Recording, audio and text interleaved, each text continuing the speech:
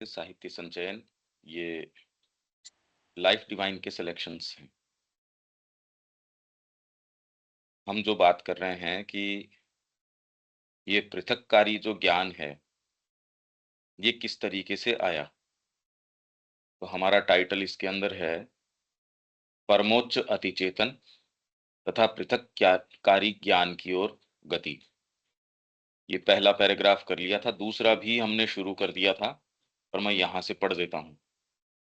लेकिन आध्यात्मिक जागरूकता की एक और स्थिति है, जो हमें शुद्ध आत्म चेतना की इस स्थिति और शक्ति से हुआ विकास, शायद पहला विचलन डिपार्चर भी प्रतीत होती हो, परंतु वास्तव में यह उसके लिए सामान्य और अंतरंग स्थिति है, क्योंकि तादात्म्य द्वारा अभिज्ञता हमेशा ही आत्मा के समस्त आत्मज्ञान का मूल तत्व मात्र होती है, परंतु अपने शाश्वत स्वभाव को बदले या संशोधित किए बिना यह अपने में समावेश द्वारा और स्वयं उनमें समाविष्ट होने के द्वारा एक अधीनस्थ और साथ साथ होने वाली जागरूकता को अपने भीतर स्वीकार करती है। ये हमने बात करी थी कि पहले जो शुद्ध सत है, वो अपने अंदर चित लिए रहता है। चित अलग होने की आवश्यकता नहीं, वो स्वयं प्रकाशमान है, स्वयं जागरूक है। उसको बाहर से किसी क्रिया प्रतिक्रिया, हम जागरूक होते हैं किसी प्रतिक्रिया के माध्यम से, किसी व्यक्ति से मिलते हैं या वस्तु से मिलते हैं, तो उससे आने वाला संज्ञान कोई प्रतिक्रिया है। हमारी इंद्रियां कुछ वहां प्रोजेक्ट करती हैं, वो वहां से कोई इंफॉर्मेशन लेके आती है, उसकी प्रतिक्रिया स्वरूप आप उस वस्तु, व्यक्ति, जो कुछ भी है उसके संपर्क में आते हो। अगर ये प्रतिक्रिया नहीं हो, पता नहीं लगता। अगर ये सारी प्रतिक्रियाएं इंद्रिय प्रतिक्रियाएं आपके भावनात्मक है और है, अगर इंद्रिय हटा दी जाएं सारी ही, तो भावनात्मक वगैरह तो उठती ही नहीं। उनका तो आधार ही ये है कि लेंगे कहाँ से हम। फिर बाद में इन्होंने कहा कि वो ही जो सत है, वो अपने आप को वैश्विक अभिव्यक्ति के अंदर डाल सकता है और उस वैश्विक अभिव्यक्ति के अंदर उसी तरीके से अपने विषय में सज्ञान हो सकता है, जैसे वो अपनी निज सत्ता के विषय में सज्ञान होता है। यहां तक हम आ गए थे। इसके अंदर आध्यात्मिक जागरूकता की एक और स्थिति है। अब वैसे ही सज्ञान होते तो इस तरीके का जो मैनिफेस्टेशन है जिसमें हम हैं, उसकी बात नहीं करी जा सकती थी। आप मूल एकत्व के विषय में सज्ञान होते, तो ये जो पृथककारी चेतना है, ये तो कैसे होती? अगर आपके खाली साइकिक ही चेतना होती और दूसरी वाली चेतनाएं न होती, तो उनको तो चांस ही नहीं मिलता। तो उसको एक बार इन भागों को तैयार करने के लिए उसको भी चांस दिया जाता है। तो जागरूकता की, आध्यात्मिक जागरूकता की जो ऊपर हमने बात करी, उसकी एक और स्थिति है, जो हमें शुद्ध आत्म चेतना की इस स्थिति और शक्ति से हुआ विकास। आत्म चेतना की ऊपर जिस स्थिति की हमने बात करी और जिस शक्ति की बात करी, उसी का एक डेवलपमेंट है, उससे हुआ एक परिणाम है या विकास है, उसमें कोई नया एड ऑन है। शायद पहला विचलन, आप डिपार्चर कह देते हो इसको, कि साहब ये पहले तो इस तरीके का था, अब इसके अंदर एक डिपार्चर हो गया। जैसे यहाँ जो सृष्टि है, आप ये कह रहे हो एक डिपार्चर हो गया, ये विचलन हो गया, ऐसा प्रतीत होता है, परंतु वास्तव में यह उसके लिए सामान्य और अंतरंग स्थिति है। किसके लिए? शुद्ध आत्म चेतना के लिए। क्योंकि तादात्म्य द्वारा अभिज्ञता हमेशा ही आत्मा के समस्त आत्मज्ञान का मूल तत्व मात्र होती है। तादात्म्य द्वारा अभिज्ञता, तादात्म्य से कॉन्शियस होना, ज्ञान प्राप्त करना हमेशा ही आत्मा के समस्त आत्मज्ञान का मूल तत्व मात्र होती है, परंतु अपने शाश्वत स्वभाव को बदले या संशोधित किए बिना यह अपने में समावेश द्वारा और स्वयं उनमें समाविष्ट होने के द्वारा एक अधीनस्थ और साथ साथ होने वाली जागरूकता को अपने अंदर स्वीकार करती है। क्योंकि क्या कह रहे हैं, तादात्म्य द्वारा अभिज्ञता हमेशा ही आत्मा के समस्त आत्मज्ञान का मूल तत्व मात्र होती है। आत्मा के समस्त आत्मज्ञान का मूल तत्व मात्र क्या है? तादात्म्य के द्वारा अभिज्ञता, नॉलेज बाय या अवेयरनेस बाय आइडेंटिटी। परंतु अपने शाश्वत स्वभाव को बदले या संशोधित किए बिना इसका स्वभाव तो जो है सो, मतलब ये प्योर एग्जिस्टेंट है, वहां भी शुद्ध सत्य के अंदर भी आत्मा का वही स्वभाव है। और यहां इस मैनिफेस्टेशन में चाहे आपको बिल्कुल तादात्म्य का ज्ञान नहीं हो, न आपको पशु का पता, न पक्षी का पता, किसी चीज का नहीं पता, तो भी शाश्वत स्वभाव आत्मा का वही है। उसमें कोई बदलाव, कोई संशोधन वो नहीं है। उसके किए बिना नई संभावना क्या उत्पन्न हो जाती है? यह अपने में समावेश द्वारा आप समाविष्ट कर रहे हो दूसरी चीज, और जो सामने वस्तु है उसमें स्वयं अंतः प्रवेश या समाविष्ट होने के द्वारा एक अधीनस्थ, मतलब उसकी आत्मा की मूल क्रिया क्या है? तादात्म्य द्वारा अभिज्ञता। यहां वो एक उसकी सेकेंडरी अधीनस्थ सबॉर्डिनेट क्रिया कर सकती है। अधीनस्थ और साथ साथ होने वाली जागरूकता को अपने भीतर स्वीकार करती है। एक गुरु है, वो अपने खुद के बारे में सचेतन है। हम भी तो कर रहे हैं ये दो क्रिया। आप अपने विषय में जिस तरीके से जागरूक हो, एक माँ अपने बच्चे के प्रति जागरूक है, एक मालिक जो है अपने पेट के प्रति जागरूक है, जितना दूसरा जागरूक नहीं होगा उससे ज्यादा जागरूक है। हम इस तरह देख रहे हैं कि दो तरीके की जागरूकता है। जिसमें चेतना है वो अलग स्तर के ऊपर जागरूक हो रहा है। तो दो क्रियाएं, अधीनस्थ क्रिया हो गई, इसमें स्वयंभू परम सत्य सभी सत्ताओं को अपनी एक सत्ता में देखता है।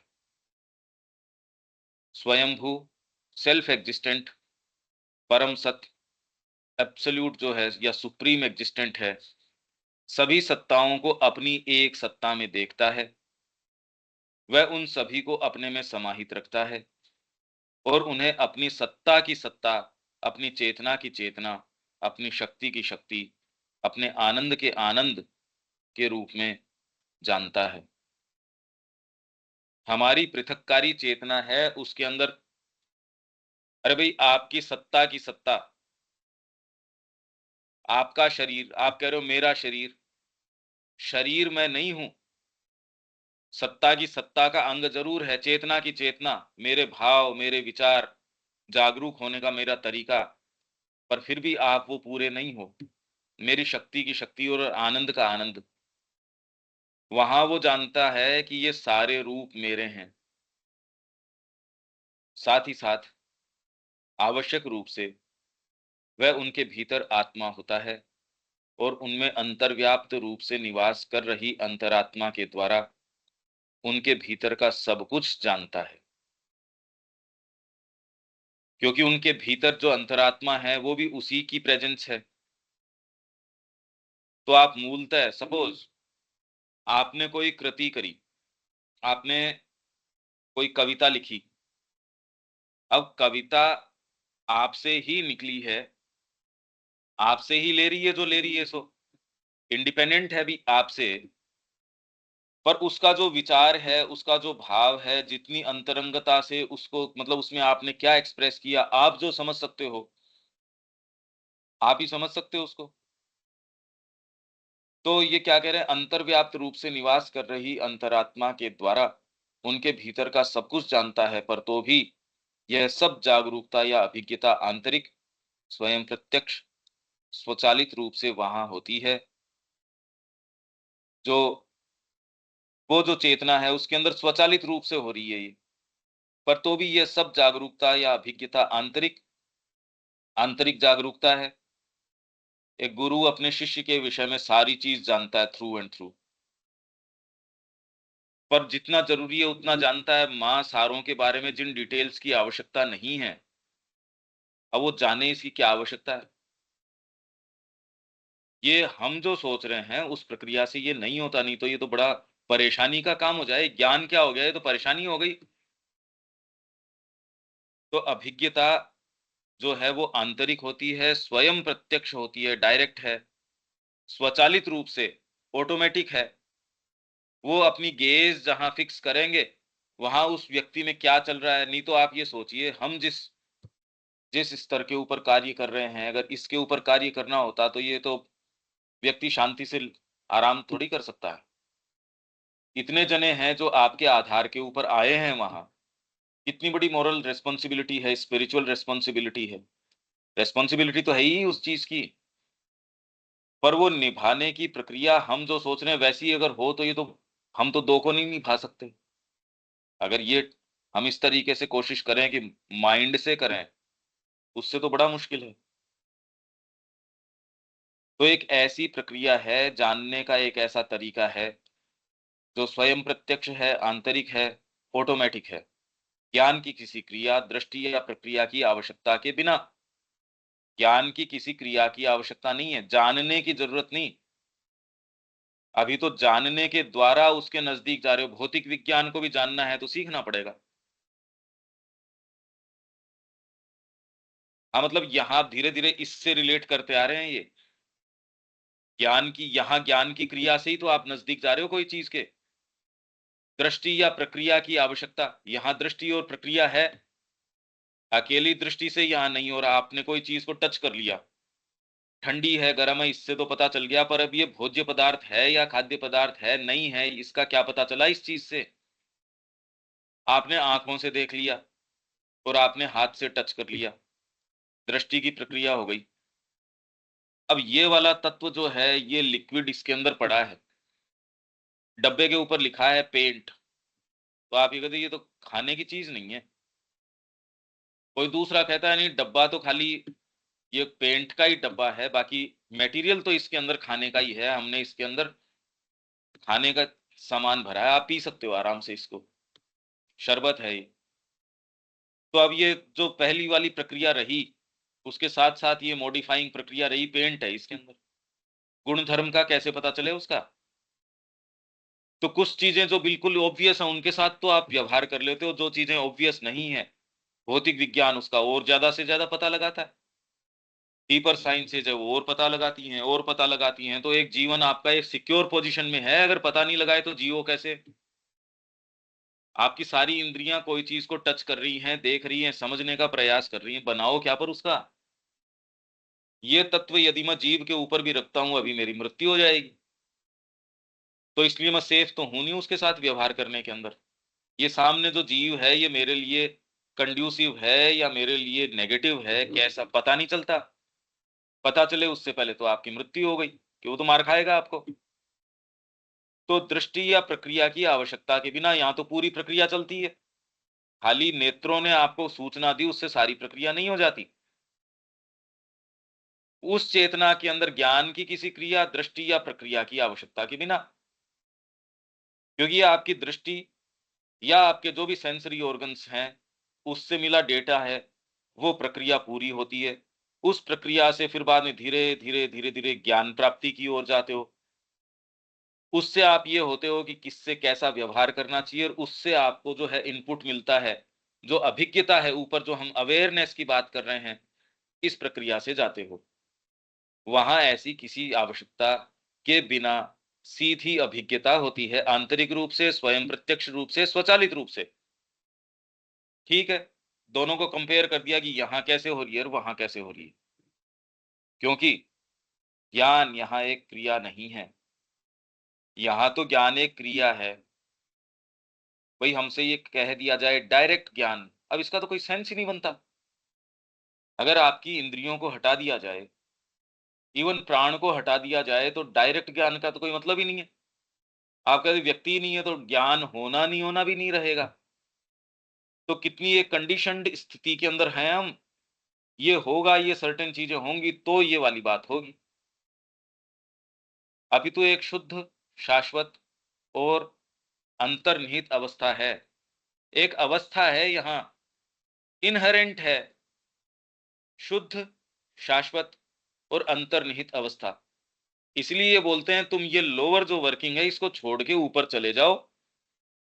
इसी के अंदर जो हायर पावर्स हैं, आज आप कोशिश करते हो कि वो ऐसे होंगे, सपोज व्याख्यान करने की कोशिश करें, इंस्पिरेशन है या आपकी, अब इनको कोई सेंसरी परसेप्शंस के ऊपर आधारित होने की जरूरत नहीं है। सेंसरी परसेप्शन पे अगर आपको इंट्यूशन है, तब तो इंट्यूशन क्या रही, वो तो इसका ही एक परिणाम है, एक सूक्ष्म है भाई, ये मान लो। पर ये जो क्रिया है यहाँ ज्ञान की, ये क्रिया नहीं है, शुद्ध, शाश्वत और अंतर्निहित अवस्था है। इसलिए ये बोल रहे हैं भाई लोअर वर्किंग में मत रहो, अपनी वर्किंग को ऊपर उठाओगे तो क्रिया कर पाओगे। हमारी जितनी भी यहाँ कलाएं हैं, शास्त्र हैं, विद्याएं हैं, वो इस तरीके से आई, इसलिए वो आज वैसी की वैसी हैं। भाई आप अगर वेदों से कहो षड्दर्शन आए, तो बड़े इंट्यूशन के आधार के ऊपर आए हैं, आप मानसिक विवेचन से नहीं हुआ। और वो आज भी वैसी की वैसी स्थापित हैं, फंडामेंटल सत्य हैं ये। क्योंकि वो आपके ये जो जो निम्नतर क्रिया है, देखा, जाना, इंद्रियों से सूचना प्राप्त करी, इससे फिर आपने जो आपके परसेप्ट्स और कॉन्सेप्ट्स, इससे आप, इससे प्राप्त ज्ञान नहीं है ये तो आप एक ऐसी चेतना में असेंड करके जाते हो कि ये सारी बातें हो ही तब सकती है जब मूलतः कोई गया हो इसमें, तो कम से कम। भाई श्री अरविंद ये बात कर रहे हैं, चाहे ये संभावना के रूप में या कुछ भी है, पर किसी न किसी स्तर के ऊपर, या पूरा साक्षात्कार कितना किया, जो भी किया, पर इसमें गए तभी तो ये कह पा रहे हैं, नहीं तो ये कह सकते ही नहीं। तो इसलिए समस्त आध्यात्मिक ज्ञान के मूल में तादात्म्य की, और तादात्म्य के द्वारा यह चेतना रहती है। तादात्म्य की चेतना रहती है और तादात्म्य के द्वारा यह चेतना रहती है। मतलब कॉन्शियसनेस ऑफ आइडेंटिटी, और तादात्म्य के द्वारा कॉन्शियसनेस बाई आइडेंटिटी, जो सभी कुछ को अपने आप के रूप में जानती है कि मेरा ही एक निज स्वरूप है ये, इस रूप में। अगर निज स्वरूप आपका नहीं है, तब तो आप इंद्रियों के या जिस भी माध्यम से, हमने पहले भी बात करी थी, आप अपने तत्व मात्र में उसके विषय में सचेतन होते हो, या इस रूप में बस जागरूक है। चेतना के हमारे तरीके में अनुदित होकर, चेतना के हमारे तरीके में अनुदित होकर, यह चेतना, अनुदित मतलब ट्रांसलेट होके, आपका एक पर्टिकुलर फोकस पॉइंट है, आप सामने देखते हो, गेज करते हो, और उसमें से आपकी चेतना का जो फोकस पॉइंट है, उस तरीके से वो चीजें ट्रांसलेट हो जाती है। यह चेतना उपनिषदों में इस प्रकार सूत्रित, फॉर्मुलेटेड त्रिविध ज्ञान बन जाती है। कैसे? वह जो सभी भूतों को आत्मा में देखता है, एक, मतलब सभी भूतों को आत्मा में, आत्मा को सभी भूतों में, और जिसमें आत्मा सर्वभूतानी बन गया है, मतलब आत्मा ही सब भूत हो गए। सभी भूत आत्मा में है, और आत्मा सभी भूतों में है, और सारे जो भूत हैं वो आत्मस्वरूप, मतलब आत्मा ही सर्वभूतानी बन गई है। तीनों वही है कि व्यक्ति आत्मा में, आत्मा व्यक्ति में, और आत्मा ही व्यक्ति बन गई।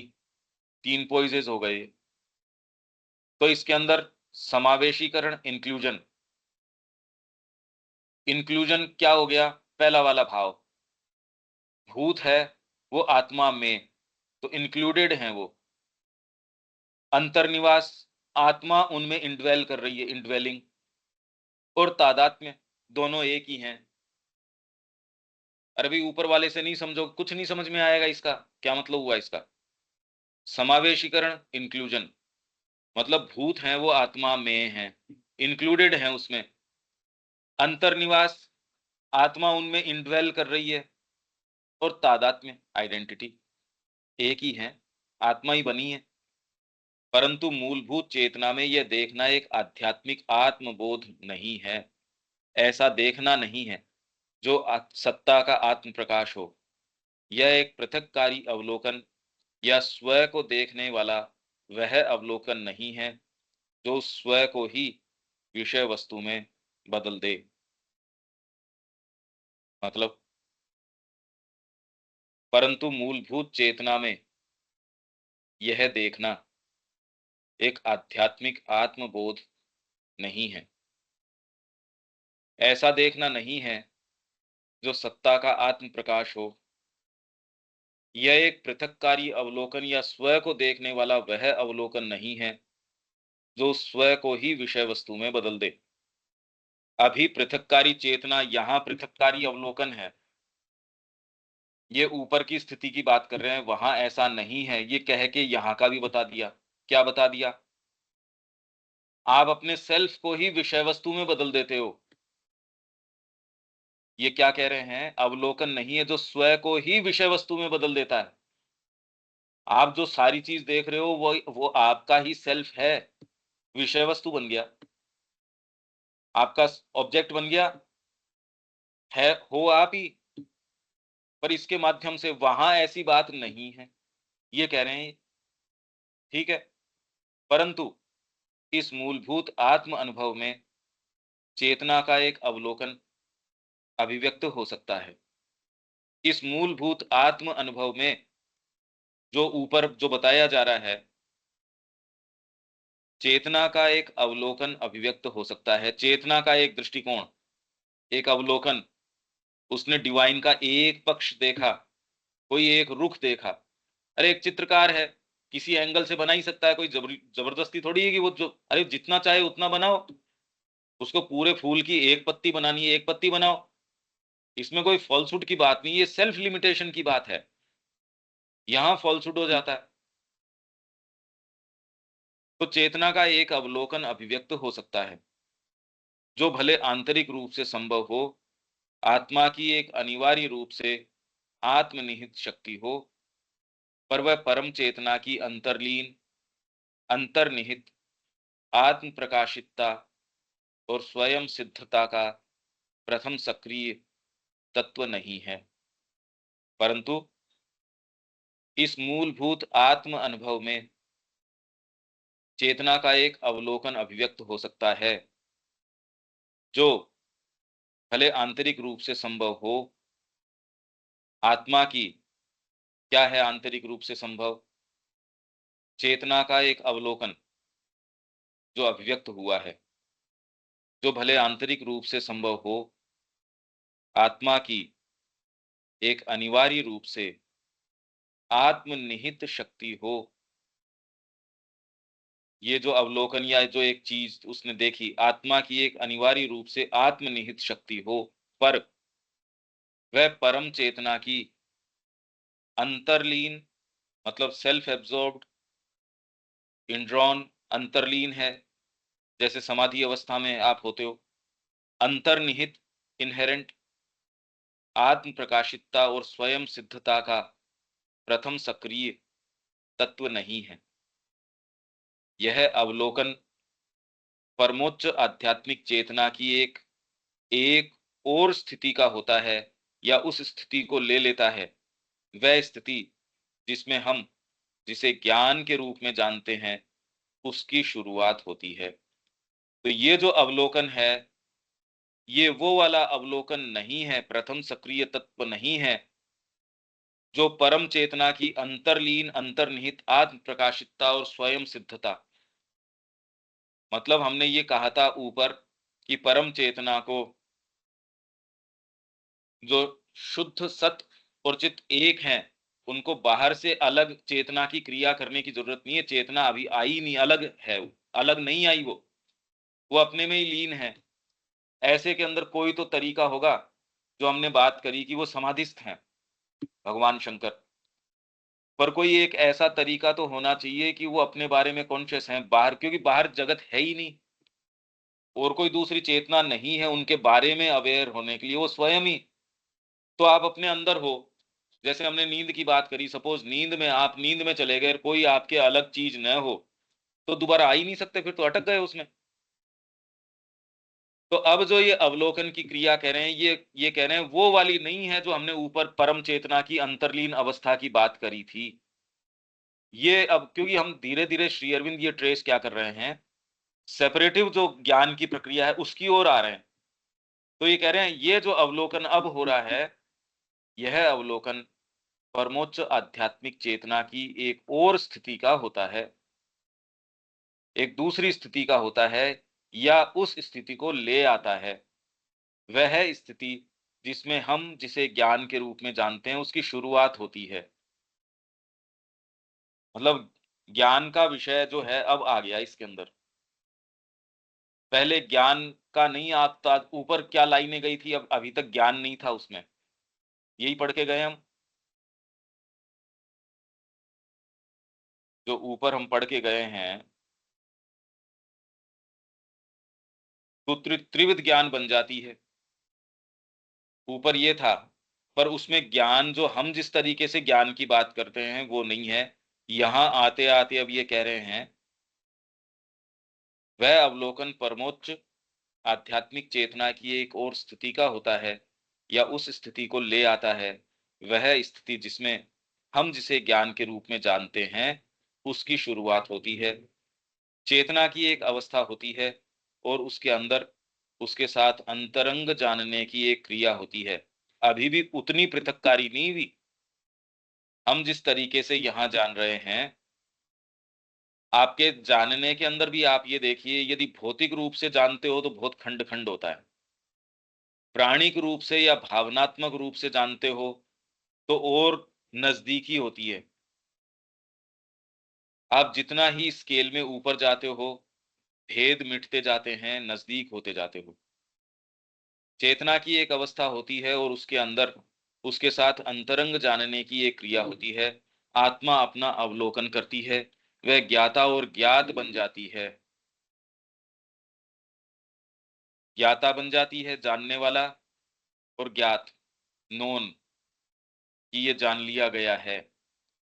एक तरह से अपने ही आत्मज्ञान की विषय, सब्जेक्ट और उसकी ऑब्जेक्ट बन जाती है।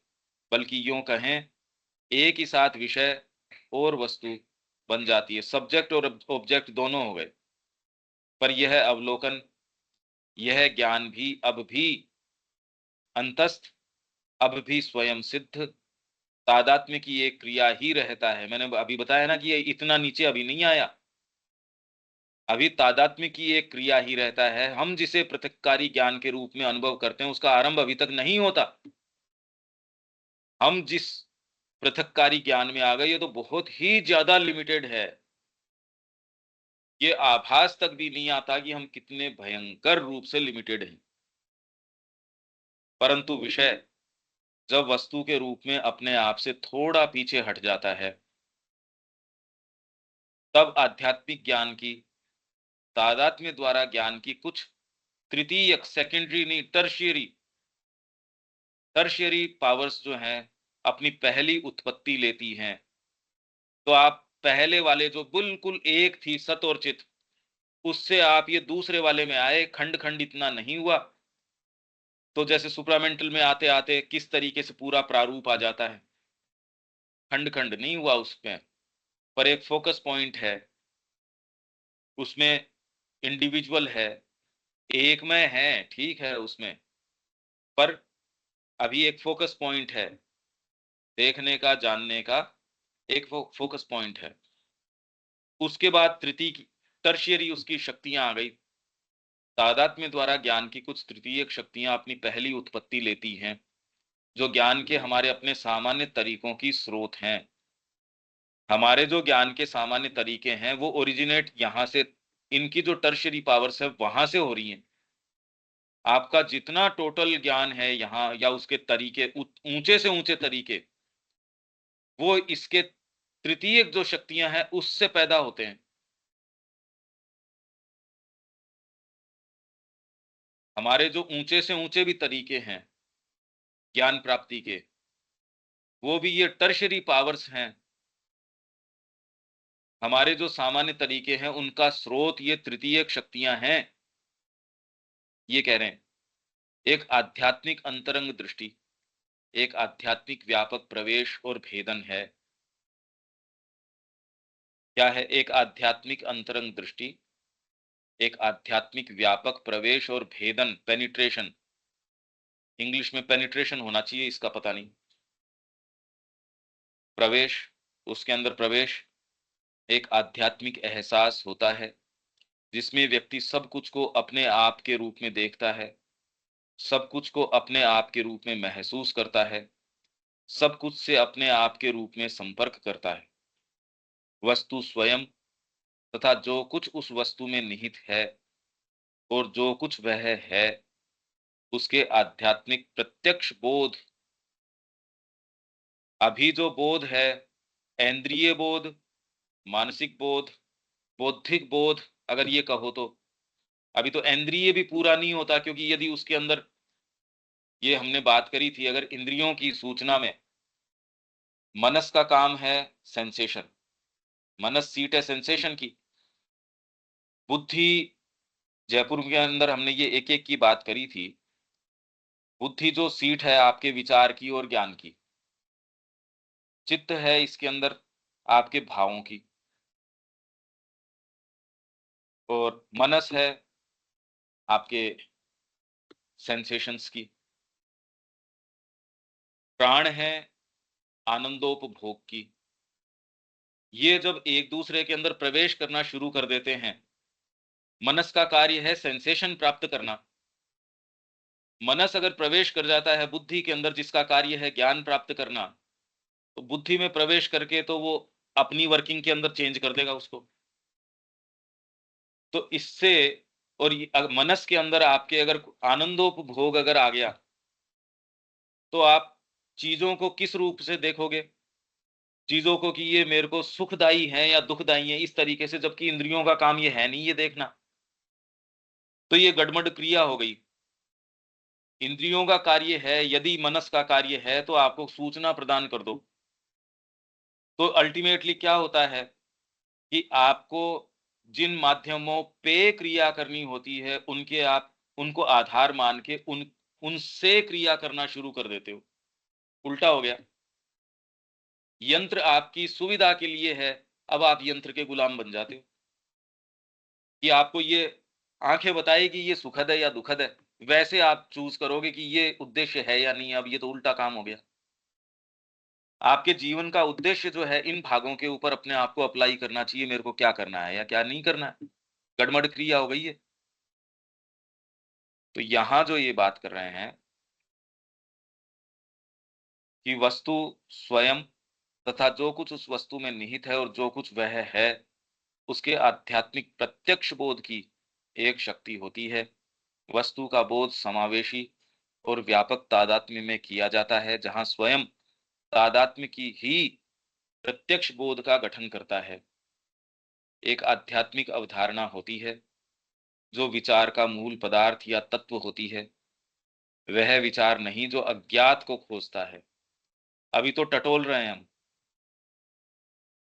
अभी तो वह जो अपने आप के भीतर के अंतरंग रूप से ज्ञात को बाहर लाता है। आप जगत से प्रमाण नहीं इकट्ठे कर रहे। यहां क्या प्रमाण इकट्ठे करोगे? इंद्रियां थोड़ी बताएंगी आपको। इसलिए आप ये करो, माँ की क्रिया एक साधक है, उसको हर चीज में वो बिल्कुल स्पष्ट नजर आ रही है।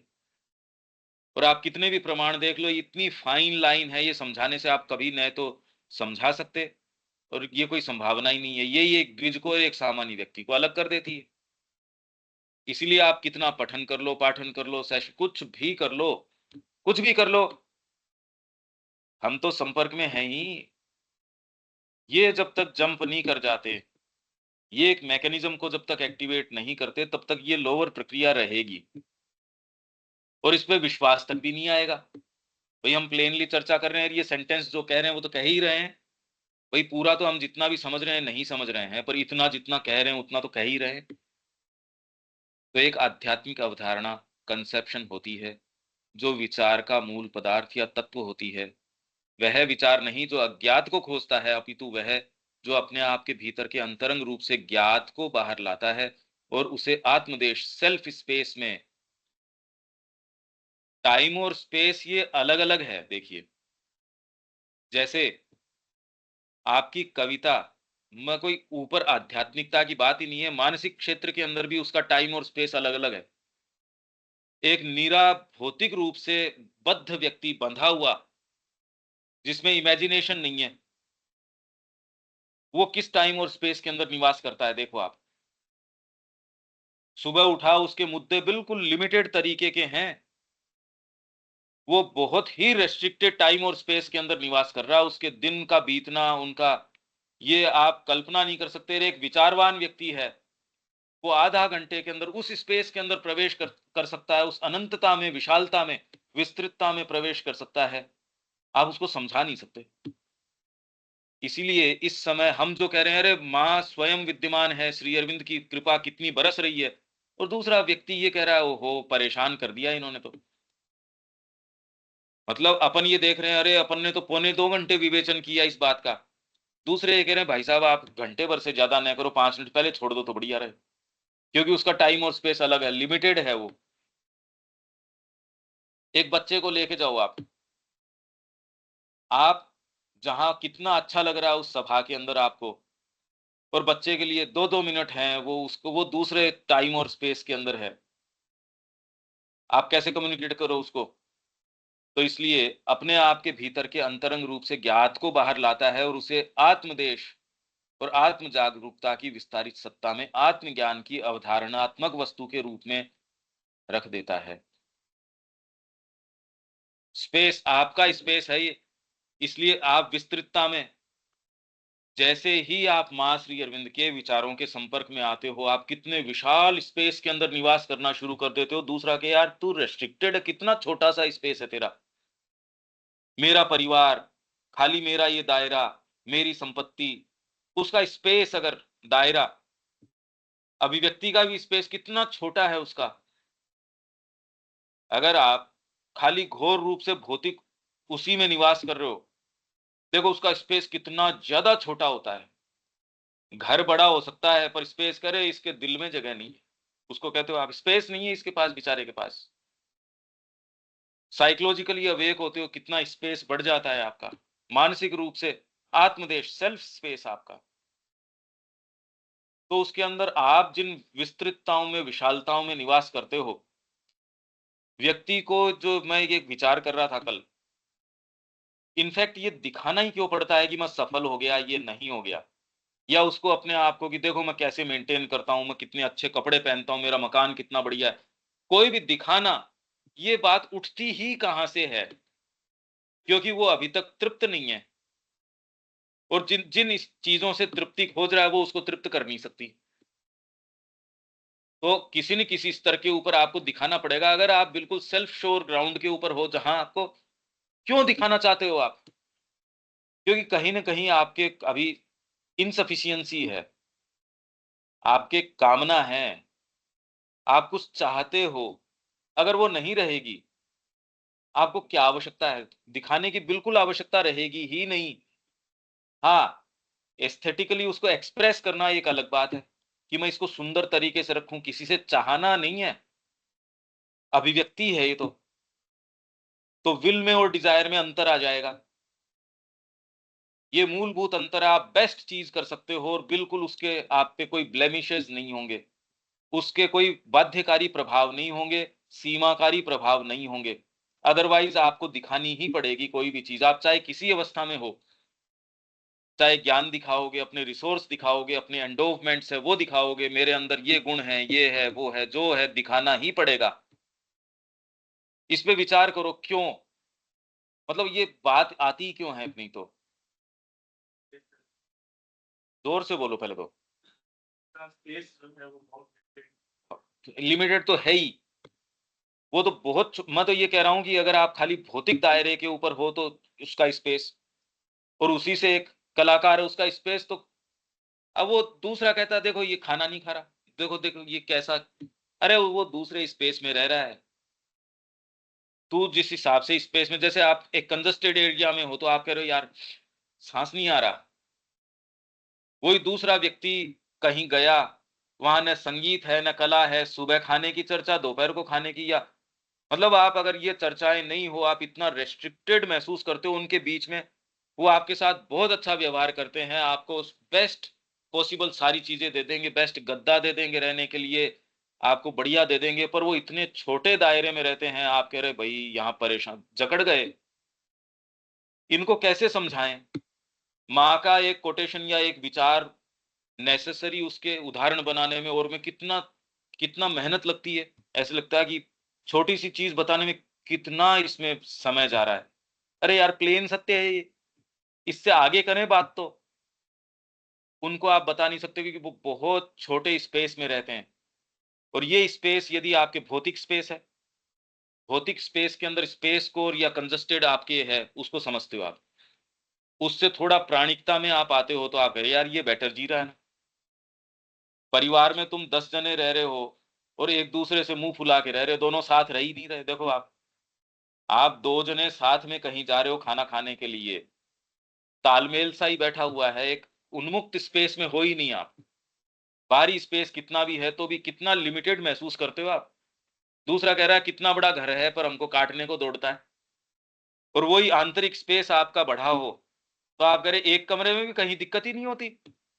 अरे ये तो रोजमर्रा की बात है कि मेरे को रिसोर्स कम हो तो भी कितना प्रसन्न है ये तो रोज की सी बात है। तो स्पेस का फर्क पड़ गया ना इसमें, छोटी सी भावना है उसने कितना बड़ा निर्माण कर दिया। और वही यदि आप आइडियलिज्म में निवास कर रहे हो, ओहो आप तो कह रहे हो अरे ये तो मुक्त है, नहीं तो यहाँ बंधा हुआ है रेसिज्म से, या आपके इस जाति का है, इस धर्म का है, इस नेशनैलिटी का है। कितना आप कंपार्टमेंट्स के अंदर तोड़ देते हो और कितना अपने आप को ही रेस्ट्रिक्ट कर देते हो। और धीरे धीरे उस चेतना के अंदर जाता है तो कह रहा है ये सभी मनुष्य जाति मात्र को ही बिलोंग करता है, किसी एक का नहीं है। संगीतकार है वो किसी एक व्यक्ति देश किसी उसका नहीं है, संगीतकार तो सबका है अगर वो है तो आप ये देख रहे हो स्पेस बढ़ता जा रहा है। और आप और भीतर चले जाओगे आत्मा के अंदर तो स्पेस तो पूरा ही बढ़ जाएगा। तो उसे आत्मदेश, आत्म जागरूकता की विस्तारित सत्ता में आत्मज्ञान की अवधारणात्मक वस्तु के रूप में रख देता है। अब ये तो सेंटेंस ही बड़ा विचित्र है।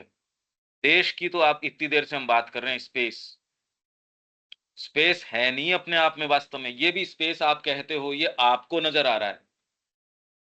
स्पेस मतलब विस्तार, जो भी कोई दो वस्तुओं के बीच का स्थान, ये आपको जितना नजर आ रहा है दूसरे को नजर नहीं आता। या एक एक काल अवधि से दूसरी के बीच का स्थान आप करो स्पेस सपोज, पर ये टाइम और स्पेस का कॉन्सेप्ट चेतना चेतना के ऊपर निर्भर करता है। आप अगर कलाकार हो आप एक दूसरे स्पेस के अंदर निवास करते हो, और दूसरा व्यक्ति जिसको सेंस ही नहीं है, जो हैंड टू माउथ है या जो बिल्कुल संलग्न है बाहरी प्रकृति से ही उसकी क्रिया से, उसको बेचारे को बिल्कुल सेंस आप समझ नहीं सकते वो कितना रेस्ट्रिक्टेड है उस छोटी सी चेतना से। तो ये जो स्पेस है ये भी आपकी चेतना का ही निर्माण है। हमारे जो मानसिक गठन है, इंद्रिय गठन है, उसी का निर्माण है ये स्पेस। जो बाहरी स्पेस आप देख रहे हो ये स्पेस इस तरीके का, भाई एक चींटी है, एक चींटी आपके घर के एक कॉर्नर से दूसरे तक जाती है, वो उसको कितना बड़ा छोटा लगता है। आप स्वयं जाते हो तो एक कोई रूम आपके वर्क के हिसाब से आप ये कहते हो नहीं स्पेस पूरा नहीं है।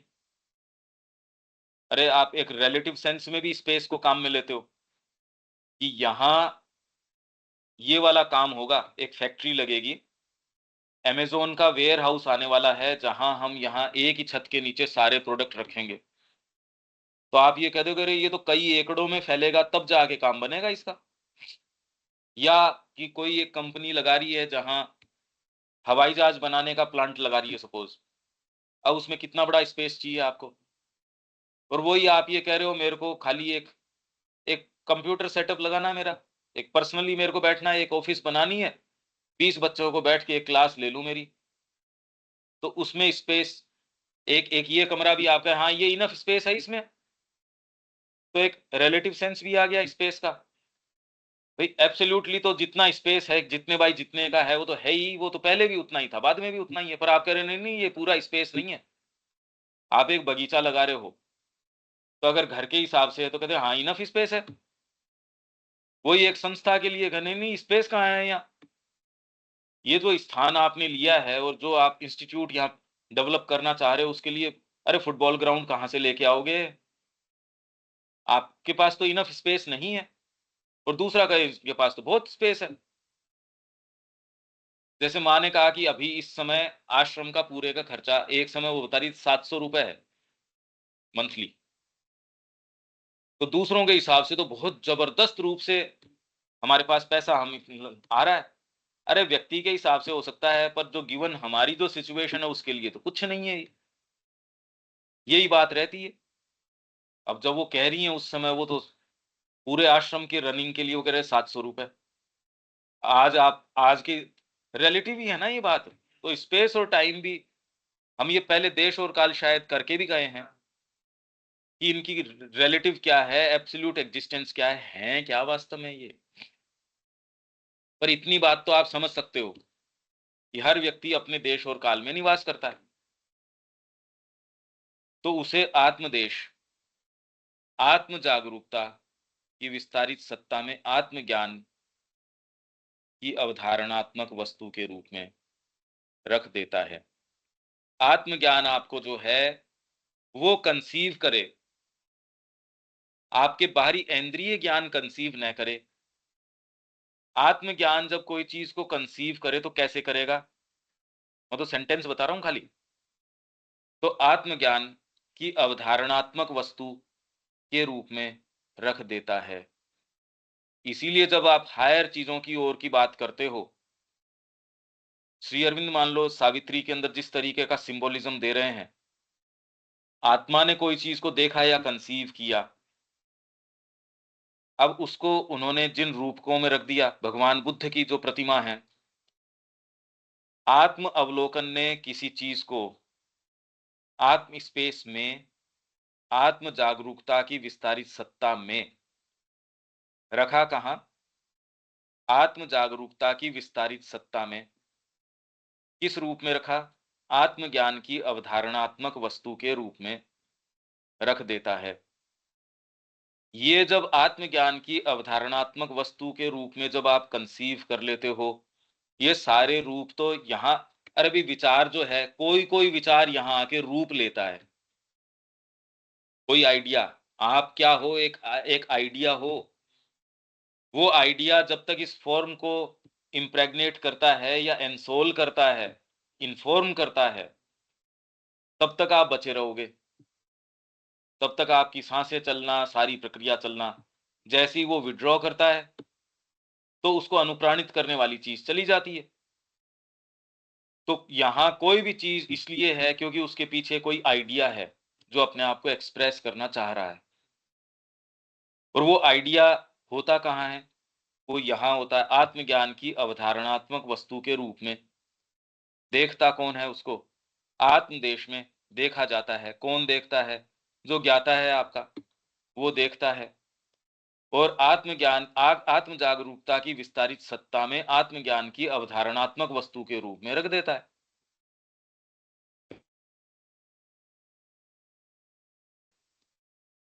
इसलिए अब आपकी अगर वैचारिक दृष्टि से कोई चीज रख दी जाए, सपोज, अब आपके बाहरी रूप को चेंज करने की जरूरत नहीं है, आपका तो सारा फंडामेंटली चेंज ही हो गया, एकदम चेंज हो गई चीज।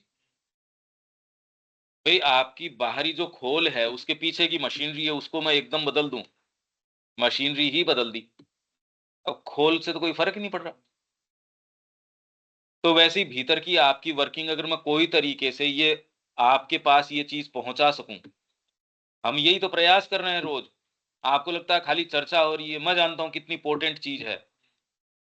अरे भाई आपकी अनमने पने के बावजूद भी आप कितना ग्रहण करना चाह रहे हो, क्योंकि आपने एक स्वीकार कर रखा हम तो इसी दायरे के अंदर रहेंगे, उससे ज्यादा स्वीकार नहीं करेंगे। तो अनमनापन है, अस्वीकार्यता है फंडामेंटल। उसमें एक थोड़ा-सा कोशिश कर रहे हो कि भी ठीक है, ये भी कर लेते हैं, किसी कारण से। पर उस फ्रेमवर्क अपने वाले को चैलेंज करने वाला तो कोई है ही नहीं, कि उसको ही फंडामेंटली नहीं आ रही, ये तो ग चलो छोड़ो इसको, ये तो कोई है नहीं। उसके अंदर भी जितना हो पा रहा है, फिर भी परिवर्तन आ रहा है। ये हम सबके अंदर परिवर्तन आ रहा है ना इस चीज़ से। हमारी भौतिक सबकी प्रकृति है, वो तो बिल्कुल नहीं चाहती, यील्ड करना चाहती ही नहीं और फिर भी हो रहा है। तो एक आध्यात्मिक भावावेग, एक आध्यात्मिक संवेदन होता है। भावावेग, संवेदन, सेंसेशन जैसे आपका फिजिकल सेंसेशन है, वैसे आध्यात्मिक संवेदन है। एकत्व का एकत्व के साथ, सत्ता का सत्ता के साथ, चेतना का चेतना के साथ, सत्ता के आनंद का सत्ता के आनंद के साथ परस्पर अंतर मिश्रण होता है। तो इसलिए आप वहां जाके उस जगह के टेक्सचर को जान जाते हो। वो कहते जी हमने आपको बहुत ज्यादा मिस किया। कौन सी चीज है? अब चैतन्य महाप्रभु थे, जब ये चातुर्मास जब बिताते थे, अब वो दूसरे जब उसके बाद जाने की अगर बात हुई, वो कहा हम मर जाएंगे, आपको छोड़ के नहीं जाएंगे। ऐसी क्या बात है भाई? क्या फ्लो चल रहा है वो? बाहरी व्यक्तित्व को पता नहीं। व्यक्ति मंदिर के अंदर जाता है, जो भावना उठ के उसके अंदर आ रही है, जो फ्लो चल रहा है, भागवत आप पढ़ रहे हो, बाहरी सत्ता को तो ये पता ही नहीं है क्यों मेरा इसके अंदर इतना आकर्षण है। अगर हिस्ट्री की किताब होती तो आप एक बार पढ़ लेते, वो भी एकेडमिक्स के कारण पढ़ लेते। आप तो एक बार कर ली, दो बार कर ली, आप करे बार बार करेगा तब तो रस आएगा इसके अंदर। नहीं तो आप मेरे को बताओ, माला जपने के अंदर अपने इष्ट का जो ध्यान करता है, व्यक्ति कैसे कर सकता था? अगर ये मैकेनिज्म नहीं होता और खाली भौतिक बाहर ही होता, कैसे कर सकता था? किसकी तो वो साधना करता, किसके अंतरंग जाता वो? क्योंकि ये लेयर्स धीरे धीरे, और ये प्रक्रिया बाहरी नहीं रहती। तादात्म्य अवस्था में अंतरंग पृथकता का एक हर्ष होता है, एक हर्ष है उसमें, एक परम एकत्व में प्रेम के साथ जुड़े प्रेम के संबंधों का हर्ष होता है। शाश्वत एकत्व की बहुत सी शक्तियों, सत्यों और सत्ताओं का, निराकार के आकारों का एक आनंद होता है। निराकार के आकार हैं। अरे भाई, जब आप क्वालिटीज हैं और हैं, बुद्ध की प्रतिमा है, निराकार का ही तो आकार है। या आपके विचार, आपके भाव, आप स्वयं और क्या हो? निराकार का आकार हो। उस निराकार का जो तत्व यहाँ एक्सप्रेस करना चाह रहा है, अगर उस इस आकार के माध्यम से वो साकार हो रहा है, तो आपका यहाँ होना जायज है। निराकार का ही तो आकार है हम, अगर आकार की बात करें। तो वो जो चीज आपके भीतर बैठी है, जो निराकार है, अगर कहें तो उसी को वाणी के माध्यम से, चीजों के माध्यम से अभिव्यक्ति प्रदान करना, इसका एक आनंद है। और जब तक आप ये करते हो तब तक आनंद है, बिल्कुल जायज आनंद है। इसी के लिए हम हैं। सत्ता में संभूति की समस्त क्रीड़ा, संभूति मतलब बिकमिंग, आप हो गए, मैनिफेस्टेशन में आ गए। बीइंग में आप बहुत महान हो, पर अगर बोलोगे ही नहीं तो किसी के क्या पता चलेगा। श्री अरविंद ने जितनी अनुभूति अभिव्यक्ति कर दी उतनी आ गई।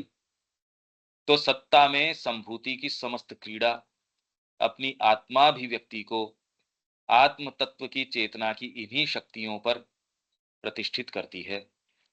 परंतु अपने मूल आध्यात्मिक स्रोत में सभी शक्तियां मूलभूत हैं, सहायक उपकरणीय नहीं। सभी शक्तियां जितनी भी हैं वो मूलभूत हैं। ये कोई सहायक नहीं या कोई इंस्ट्रूमेंटल नहीं, ऐसी नहीं कि जिन्हें संगठित, निर्मित या रचित किया गया हो। वे शक्तियां आध्यात्मिक, अभिन्न, आइडेंटिकल, ये कैपिटल है, कि प्रकाशमान आत्म अभिज्ञ पदार्थ हैं। ये जो शक्तियां हैं आध्यात्मिक, जो आइडेंटिकल है, सब में एकत्व है। और इसी के लिए यहाँ यज्ञ विधान है। आप चाहो नहीं चाहो, क्योंकि आइडेंटिकल है, एक है, तो आदान प्रदान तो इनका बन ही जाएगा।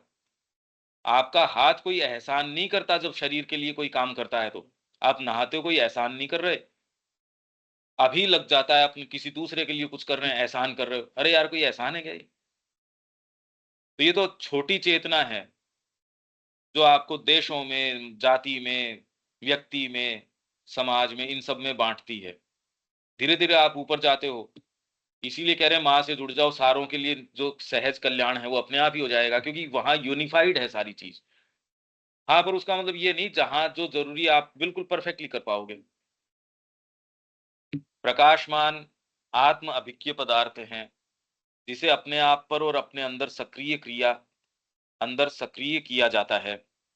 आत्मा को दृष्टि बना दिया जाता है। आत्मा आत्मा को दृष्टि बना दिया जाता है, मतलब आत्मा के माध्यम से आप देखते हो। आत्मा ही संवेदना के रूप में स्पंदित होती है। आत्मा ही बोध और अवधारणा के रूप में आत्म प्रकाशमान होती है। वस्तुतः सब कुछ तादात्म्य द्वारा ज्ञान होता है। जो आत्म शक्ति चालित एक अभिज्ञता के अपने बहुआयामी आत्मत्व में आत्मगतिमान होता है। मतलब सारी चीज जो यहाँ प्रक्रियाएं बाहरी नजर आती है वहां सेल्फ की बनी होती है, ये समझो आप। तो अभी अभिज्ञ हो रहे हो, इनफैक्ट अभी भी राउंड अबाउट प्रक्रिया है यही। परमात्मा ही अपने विषय में अगर आप विवेचन करो, सब्जेक्टिविटी, अल्टीमेट सब्जेक्टिविटी आपके भीतर बैठा जो पुरुष है वो है। और सब्जेक्टिविटी क्या है? किसी भी चीज के संपर्क में आ रहे हो, सब्जेक्टिव जो बीइंग है वो तो पुरुष है आपका। अब वो पुरुष आपको अपने आप को आइडेंटिफाई कर लेता है आपके शरीर के साथ, तो आप कह रहे हो। आप इसको विचार करके देखो, अगर शरीर के साथ आइडेंटिफाई कर लेता है पुरुष तो क्या होता है? फिर प्राण के साथ कर लेगा तो क्या होगा? प्रधानतः, क्योंकि आपके मन प्राण शरीर तीनों हैं। प्रधानतः आत्मा का अनंत आत्मानुभव नितांत तादात्म्य और एक बहुविध तादात्म्य के बीच अंतरंग रूप से विभिन्नतापूर्ण एकता के आनंद और एक अंतर्लीन आत्म आनंद के बीच गति करता है। आत्मा का अनंत आत्मानुभव, आत्मा जो अनंत आत्म अनुभव करती है वो दो के बीच के अंदर वेरी करता रहता है। क्या? एक तो नितांत तादात्म्य के एकदम एकजुट हो जाना, और बहुविध तादात्म्य, अलग अलग से तादात्म्य। यही यहां रियलाइज करने के लिए हम हैं। अभी पृथक तो हो गया यहां, पर अभी हम जो है, जैसे अपने आप से पहले तो अपने आप से सज्ञान हो, उसी आत्म तत्व के विषय में सबके साथ तादात्म्य हम ग्रहण करें, फिर वो सारे अपने मूल एकत्व के प्रति सचेतन हो जाएं। इसके लिए है ये। तो एक बहुविध तादात्म्य के बीच अंतरंग रूप से विभिन्नतापूर्ण एकता और अंतरंग रूप से विभिन्नतापूर्ण एकता। अंतरंग रूप से एकता है और वो एकता विभिन्नतापूर्ण है के आनंद, इसका आनंद है। इस आनंद के लिए ही मल्टीप्लिसिटी जिसको बोलते हो, उस आनंद के लिए है। और अंतर्लीन आत्म आनंद के बीच गति करता है। तो नितांत तादात्म्य, बहुविध तादात्म्य, इनके बीच के अंदर ये गति चलती है। अब ये सेंटेंसेस अपन ने इस तरीके से, अब ये तो बहुत ज्यादा मुश्किल सेंटेंसेस हैं, फिर इसके बाद अब नेक्स्ट आ जाएगा। ठीक है देविका जी, कोई सेंटेंस इसमें? पंकज में काफी टफ है ये। आज हमने हाँ 2 पैरास लिए हैं ना? है, आज हमने 2 पैरा कवर करे हैं। ये ध्यान नहीं दिया शायद। रिलेट नहीं कर पा रही थी हिंदी का इंग्लिश के साथ में ना, तो रिकॉर्डिंग को देख लेना, क्योंकि अपन तो शब्द बाई शब्द एक एक शब्द चल रहे हैं। हाँ 2 पैरा हुए हैं आज 2। हाँ हाँ अच्छा यस। टफ ठीक है है। आज। हाँ हाँ ये बहुत इतना मुश्किल है। इतना कॉम्प्लेक्स है सर, मतलब अब सब वो जिस लेवल से वो जो उन्होंने महसूस किया और लिखा, मतलब वो तो बहुत गैप है ना सर, तो वो अपन इस चीज को मतलब कैसे भी एसिमुलेट नहीं कर सकते, बहुत हाँ मुश्किल चीज है। हाँ अब वो जिस इस तरह से लिख रहे हैं उन्होंने, अच्छा फिर दूसरे के बाद भाषा भी थी, मतलब उन्होंने महसूस किया फिर उसको एक्सप्रेस करना, तो ये अब हाँ बहुत इतना गैप है कि मतलब आप उसको पढ़ लो सर, लेकिन वो क्या कहना चाहते हैं एग्जैक्टली वो एसिमुलेट मेरे को नहीं लगता कोई कर पा रहा है अभी, बहुत इसीलिए मैं मुश्किल ये कह रहा हूँ कि बार बार जो ये हमारी लिखने की प्रक्रिया की मैं बात कर रहा हूँ, चर्चा की और की, इन सारों से ही मानसिक हम विकास होगा। नहीं, यहाँ आके एक बैरियर आ जाएगा। बिल्कुल। इससे आगे कैसे जाओगे? ये बैरियर आ जाएगा आपके सामने। हाँ तो वो अपने पास तो अभी वो टूल ही नहीं है ना सर, इनको समझने की चक्कर ही पड़ रहा है। इसी तैयारी की मैं बार बार चर्चा करता हूँ। हम भी इसमें अगर नहीं समझ पा रहे हैं भैया, हाँ, वो मैं समझ पा रहा हूँ, इस बात को तो मैं समझता ही हूँ। हम भी अपने नहीं पास तो समझ। एक ही है। बिल्कुल। क्योंकि आज की तो बहुत ही टफ है, मतलब क्योंकि या तो हमने हाँ, आज 2 पैरा कवर कर लिए नहीं ज्यादा, या उससे नहीं है, इसके जो नेसेसरी जो जिस तरीके के रूपक हैं वो बनाना ही हमारे लिए बहुत ज्यादा मुश्किल है। अब ये तो आप इसमें ड्वेल करो धीरे धीरे धीरे धीरे, और फिर अब ये तो सिलेक्शंस हैं। आप ये देखो, अब ये जिसमें जा रहे हैं, अब ये हिंदी में लोग कह रहे हैं हमने हिंदी पढ़ी, और वो हिंदी भी अगर सही नहीं हो तो एक सोचने को बाध्य होता है व्यक्ति, फिर क्या पढ़ा उसने? अभी तक जो पढ़ा जा रहा था वो क्या पढ़ा जा रहा था? ये तो समझने वाले सेंटेंस ही नहीं है। अगर अंग्रेजी में भी पढ़ लो तो क्या पढ़ लो इसका, पर जो कह रहे हैं हमने हिंदी में पढ़ लिया, तो अब ये तो एक सोचने के लिए ये देता है भी, ये तो कुछ और ही है बात तो। पढ़ ठीक लिया है, जा सकता है भैया, टफ है। लेकिन समझ और ग्रहण दोनों नहीं। मैं ये थोड़ी कह रहा हूँ कि आपको वैसे रीडिंग नहीं आती, रीडिंग तो आती है सबको, तो अर्थ बस क्या लगाए वही उसका? तो जैसे वही प्रक्रिया जो जयपुर में हम कर रहे थे, यदि उसके माध्यम से नहीं जाओ, और मैंने वहां देखा लोग अपने अपने काम में मशगूल हैं, किसी को नींद आ जा रही है, अगर कोई गहरी बात करो, अगर आप पूरा फोकस नहीं कर रहे तो आप अवेक ही नहीं रह पा रहे। ये आप चाहो तो भी माइंड स्विच ऑफ कर देता है, और नहीं चाहो तब तो कहना ही क्या, क्योंकि जब वो क्रिया हो रही होती है उस समय तो माइंड आपको मजबूरन किसी और चीज के अंदर ले जाता है। तो जो लाभ है, जिस समय जो चीज का वितरण हो रहा है, न बाद में पकड़ते उस रिकॉर्डिंग को, न उस समय करते, तो हम जैसे हैं वैसे वीरान रह जाते हैं। मैं तो बार बार कह रहा हूँ तैयारी जरूरी है, तैयारी जरूरी है, रोज तो कह रहा हूँ ये बात। जब लाइन पकड़ते हैं और उसको कॉन्टेम्पलेट करते हैं विद एग्जांपल्स, तब तो क्लियर हो जाता है, बट जब ये इतना ज्यादा कर लेते हैं तो फिर समझ में नहीं आता। हाँ, ये धीरे धीरे ऐसे ही क्रिस्टल्स बनते हैं, माँ कह रही है ऐसे ही क्रिस्टल्स ब्रेन में फॉर्म होते हैं। इसके बिना कोई शॉर्टकट नहीं है। आप अगर इजी गोइंग तरीके से ले रहे हो तो कोई अच्छा लास्टिंग निर्माण नहीं हो सकता। तो आप अपने जीवन के साथ खिलवाड़ कर रहे हो। सबसे कीमती समय जो आपके पास है वो है समय, और उसको यूं बिखेर रहे हैं। क्या हाथ लग रहा है आपके? मेहनत हाथ भी जो वापस रिटर्न नहीं आ रहा उसका। देखो आप कितने कौड़ियों के भाव हमारा समय और जीवन जा रहा है उन चीजों के पीछे। क्या महत्ता है उसकी? क्या क्या परिणाम है उसका अल्टीमेटली? क्योंकि जब अच्छी चीज आएगी वो आप उसके समक्ष आप पाओगे, ओ हो ये क्या। अब ये देखो आप, क्या तो आप इसके पीछे तरफ से आंखें बंद करोगे भाई, और करेंगे क्या इसकी तरफ? जब समझ ही नहीं आ रही तो हमको आंख बंद करनी पड़ेगी। यहां आके अच्छी चीजों में प्रवेश हो नहीं पाएगा।